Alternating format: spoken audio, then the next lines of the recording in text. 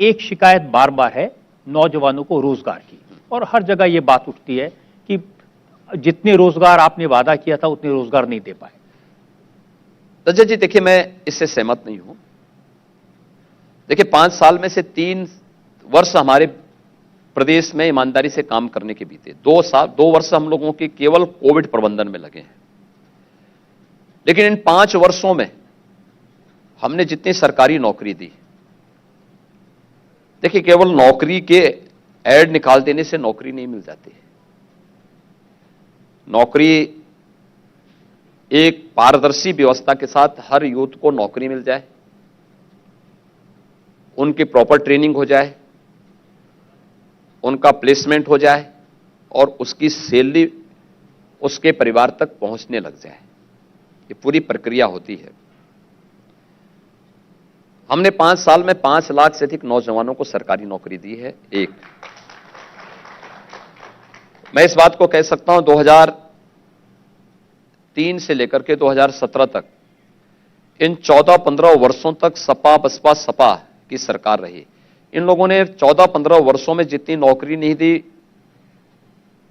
और जो नौकरी के ऐड निकाले थे, जो प्रक्रिया इन्होंने प्रारंभ भी की, आपने देखा होगा कि उसमें ज्यादातर विवादित हुई, न्यायालय को स्टे देना पड़ा था।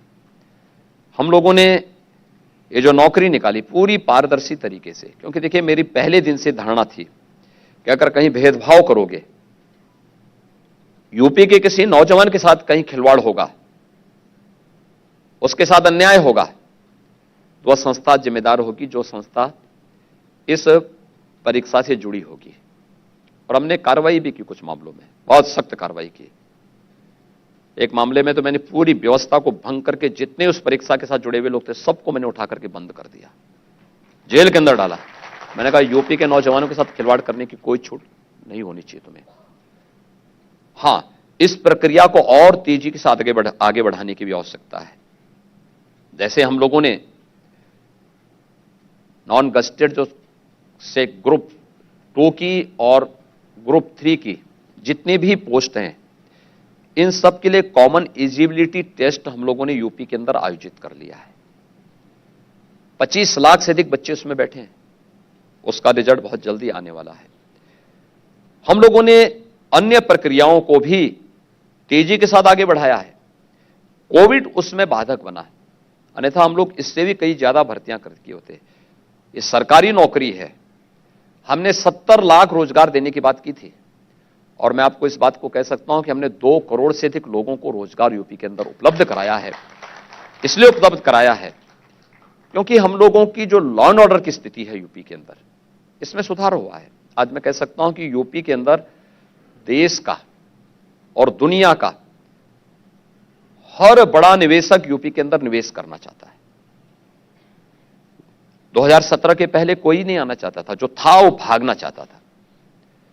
2017 के बाद जो परिवर्तन हुआ, देखिए पहले 6 महीने लोग देखते रहे, इस बात को देखते रहे कि क्या परिवर्तन होता है कि नहीं होता है। मुझे याद है कि जब हम लोगों ने अपनी पहली इन्वेस्टर समिट के लिए उत्तर प्रदेश लखनऊ में आयोजन करने के लिए तय किया, तो मैं स्वयं रोड शो में मैंने टीम भेजी थी अपनी, तो उनको बहुत सफलता नहीं मिल पा रही थी। अहमदाबाद टीम गई, बेंगलोर टीम गई, हैदराबाद गई, कोलकाता गई, कुल मिलाकर के 20,000 करोड़ रुपए का निवेश का प्रस्ताव उन्हें प्राप्त हुआ था। तो उन्होंने बड़ी निराशा भरे स्वर में मुझसे कहा कि साहब बहुत माहौल नहीं है। मैंने कहा यार देखो यूपी में परिवर्तन हुआ, अपनी बात को आपको रखना चाहिए ठीक ढंग से। उन्होंने कहा नहीं। मैंने कहा चलो एक में मैं चलता हूं। मैं मुंबई स्वयं गया था। आप आश्चर्य करेंगे कि मुंबई के रोड शो में देश का हर एक निवेशक आया था। मैं जिससे भी बातचीत करता था वे कहता था कि देखिए हम यूपी से तो कसम खा के आए हैं कि यूपी में आप कभी नहीं आएंगे। मैंने कहा भी क्यों? तो उन्होंने कहा कि साहब जो है यूपी में उस प्रकार का माहौल नहीं है। मैंने कहा भी माहौल तो हम दे रहे हैं। उन्होंने कहा हाँ हमें कुछ अच्छा इधर सुनने को मिला है और अगर ये कंटिन्यूड रहा तो हम लोग विचार करेंगे। मैंने कहा आप लोग हमारे इन्वेस्टर समिट में पधारें। अब आश्चर्य करेंगे कि हमें 4,68,000 करोड़ रुपए के निवेश के प्रस्ताव प्राप्त हुए थे, जिसको हमने 3 लाख करोड़ रुपए से अधिक के निवेश के प्रस्ताव को हम लोगों ने जमीनी धरातल पर उतारे हैं। उसमें से बहुत सारी यूनिट प्रोडक्शन भी शुरू कर दी है। कोविड कालखंड में ही कोविड प्रबंधन के साथ ही 66,000 करोड़ रुपए से अधिक के निवेश के प्रस्ताव हमने जमीनी धरातल पर उतारे हैं। देश का पहला डिस्प्ले यूनिट यूपी में लगा है, प्रोडक्शन प्रारंभ हो चुका है। डाटा सेंटर यूपी में एक नहीं 3 बन रहे हैं वर्तमान में।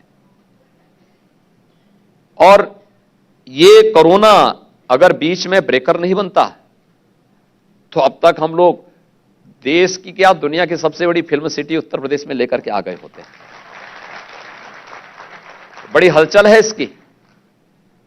हलचल है। मुंबई में भी सुनते हैं, लोग कहते हैं कि आप मुंबई की फिल्म इंडस्ट्री को यहां ले आएंगे, मुंबई वालों को नुकसान पहुंचाना चाहते हैं। नहीं, हम लेके नहीं आएंगे, हम तो अपने यहां स्थापित कर रहे हैं और ये दुनिया की होगी। लेकिन हां, हमने जो सुरक्षा का माहौल दिया है, हर एक फिल्म जो प्रोड्यूसर है, एक्टर है, वह यूपी के साथ मिलकर काम करने का इच्छुक है। इसलिए इच्छुक है क्योंकि यहां पे आज के दिन पे कोई गुंडा टैक्स नहीं लेता, कोई चौथ नहीं वसूल कर सकता किसी से, क्योंकि जो भी अगर इस प्रकार का दुस्साहस करेगा उसे मालूम है कि अगले दिन उसको थाने के सामने तख्ती लटका के चलना पड़ेगा। इसलिए कोई इस प्रकार का दुस्साहस नहीं कर सकता है और लोगों के मन में एक विश्वास जगा है। मैं आभारी हूं। जब मैं लखनऊ म्युनिसिपल कॉर्पोरेशन का बॉन्ड जारी करवाने के लिए बॉम्बे स्टॉक एक्सचेंज गया था, तो उस समय मुंबई के सभी ऐसे प्रमुख प्रोड्यूसर, एक्टर, इन सब से मेरी बैठक हुई थी। सब लोगों ने रुचि दिखाई थी और सब लोग इस बात के इच्छुक थे कि साहब कुछ किया जाना चाहिए, नहीं तो ये फिल्म इंडस्ट्री मर जाएगी। हमने कहा नहीं, उत्तर प्रदेश तैयार है, उत्तर प्रदेश में आप आइए और हमारा कार्य चल रहा है, युद्धस्तर पर आगे कार्य बढ़ रहा है। मेरा विश्वास है कि यूपी के लिए एक नया अवसर होगा जब उत्तर प्रदेश इसमें बहुत कुछ देने की क्षमता होगा। लोक परंपरा, लोक संस्कृति से लेकर के वैश्विक स्तर की अच्छी फिल्में यूपी के माध्यम से देश और दुनिया के अंदर जा पाएंगी। यूपी की फिल्म सिटी वो करके दिखाएगी। इंडिया टीवी हर वक्त हर जगह डाउनलोड करने के लिए सर्च करें India TV news Google play store या ऐप स्टोर पर।